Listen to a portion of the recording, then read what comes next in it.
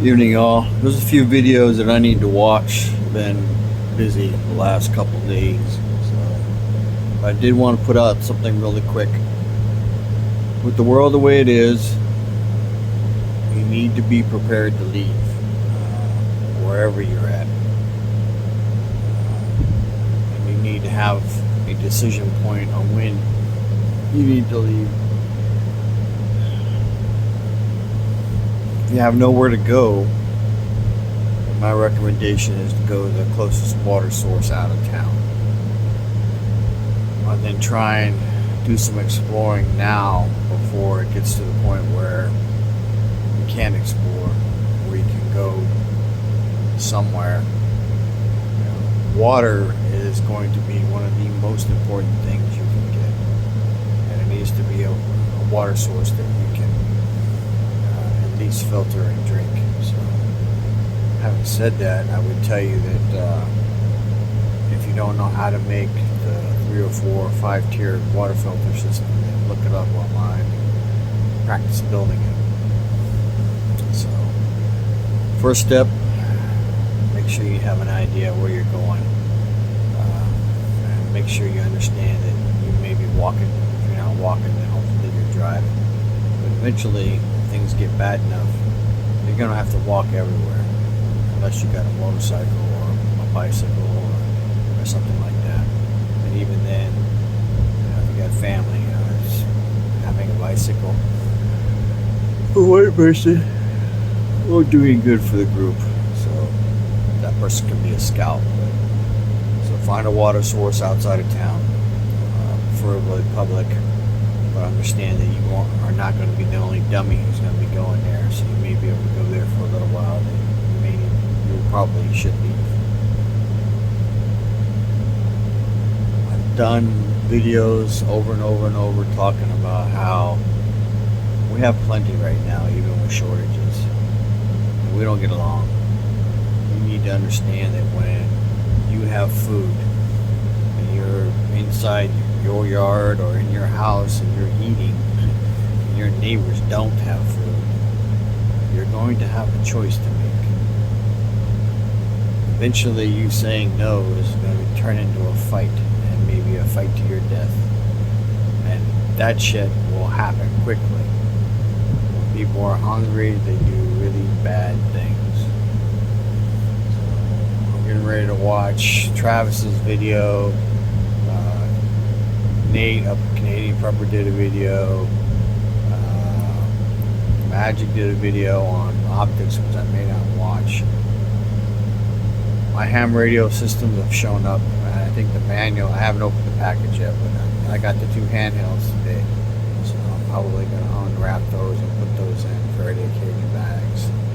I really do believe that an EMP is possible, but I think it's a lot more likely that we're going to have, as many other channels have said, we'll have cyber attacks, and then we'll have sabotage within the U.S. because there's enough bad actors here that they know.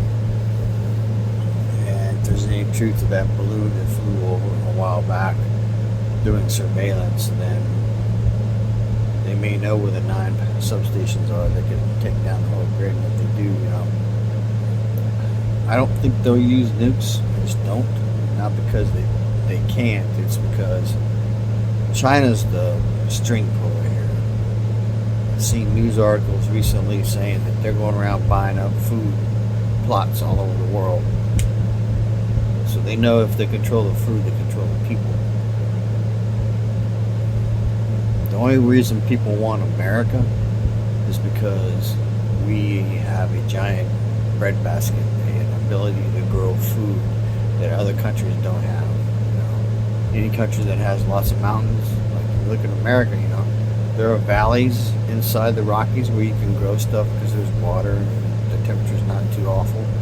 But most of the time, our breadbasket is the Mississippi River Valley, and it starts way up north and it goes all the way down to the coast. But basically, the grasslands, South Dakota, Nebraska, Iowa, Missouri. I know when I went up to Ohio through Kentucky, there were cornfields for as far as the eye could see. nuke us, they can't grow food. So it's going to be cyber attacks. It's going to be grid down, so they can preserve the food producing capabilities. If they have half a brain, they know that they have to have people who live here that know how to work the land, because they don't know how to work it. Working the land in China ain't like working here. There's different soil composition, different crops, different this, different that. So just realize there's the so make sure you have an idea where you're going. Drive the route. If you have the chance, just walk it with no gear. Then maybe walk it with your pack, just in case. If you got time, you can. I will tell you that you will need to become a professional hide and seek person. Just understand that over time, somebody who chases people who are running, we're animals, but we're also creatures of habit. So,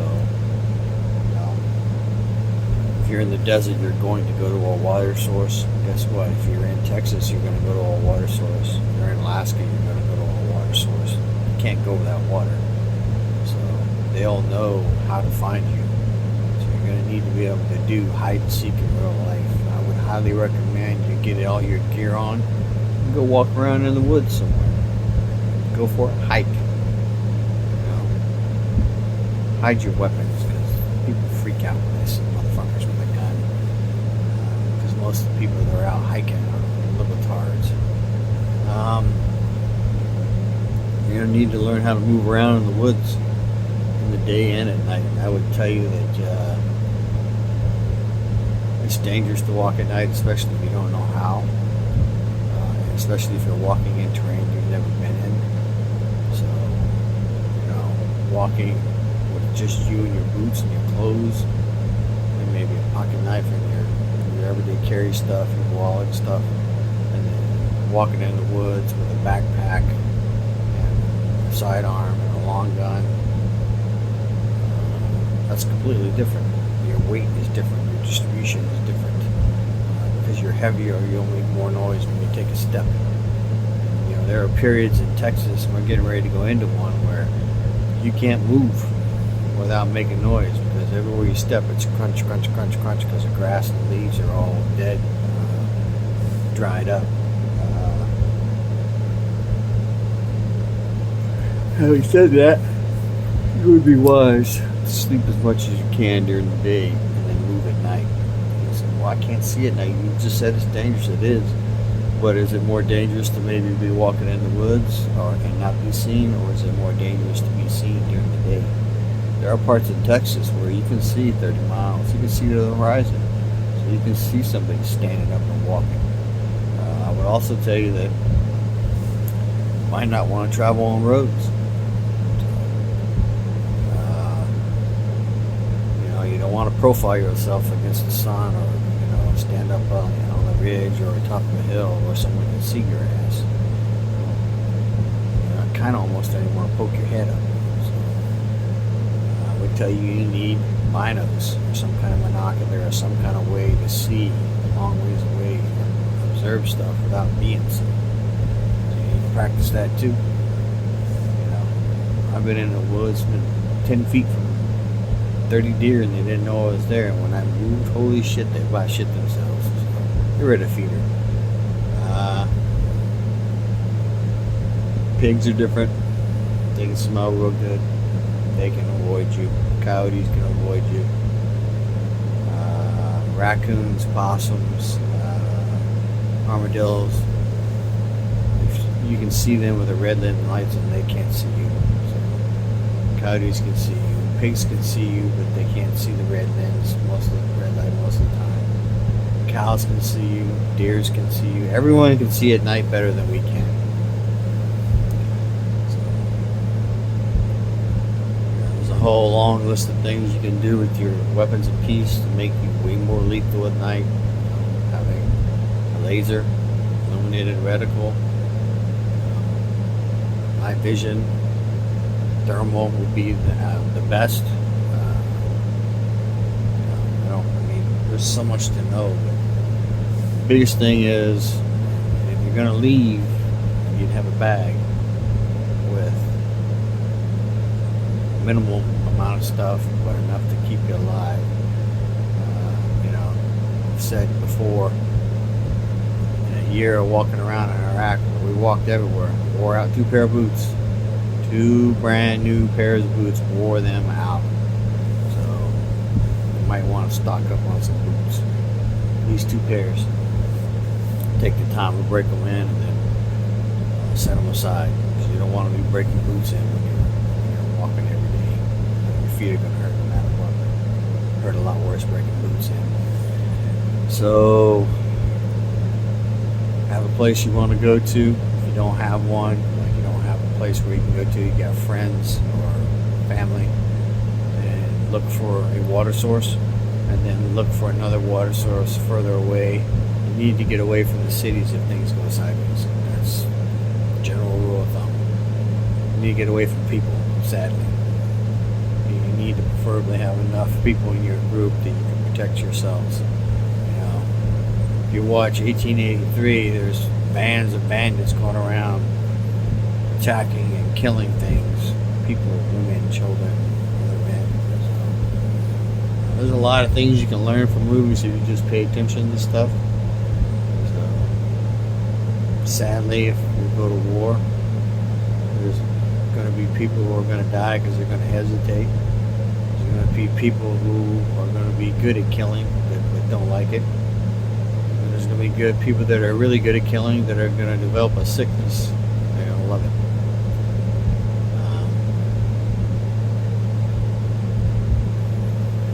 So you need to understand if you're on the move, somebody knows where you're at, or they're tracking you. Do you know how to track people? Do you know how to track animals? Do you know how to track game that you're going to eat? Do you know how to set snares? Do you know how to catch fish? Do you know how to process all that? Do you know how to cook over an open fire? One big skillet might be all you can ever carry. Maybe a skillet and a pot. That's it.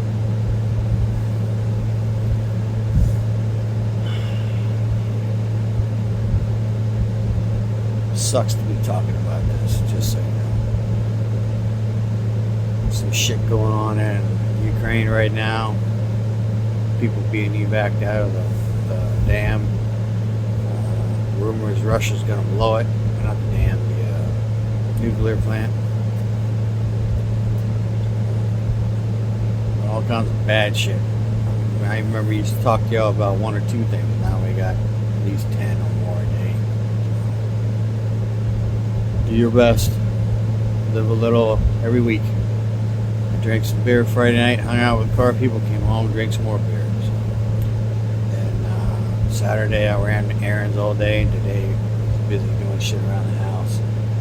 Pulled the brisket out of the deep freeze, so that means I gotta go buy another one, but it's thawing out. I'm going to get my smoker tomorrow, because when my dad was sick and needed help, my wife stayed over there, and living in 2 different houses is a fucking pain in the ass. So, I'd go over there and eat with her on Sundays normally. So cooked some steaks over there a couple times. So going over to get my smoker, bring it back tomorrow, so that Tuesday I can smoke the brisket. I'm gonna make charro beans. I've done that several times. I gotta look at the recipe to make sure I got everything. I know I need peppers and chorizo sausage. And then tomorrow I gotta soak the beans so they'll be ready Tuesday to go into the crock pot probably. So yeah, I need to get a ham too. So big chunk of ham going there.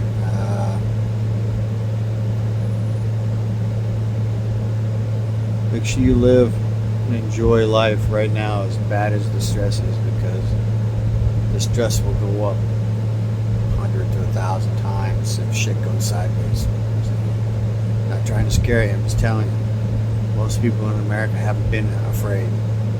Their life hasn't been in danger. that will change quickly. Look at the riots in France right now. The shit they're doing, it's going to be ugly. There's not enough police in America to fucking do martial law.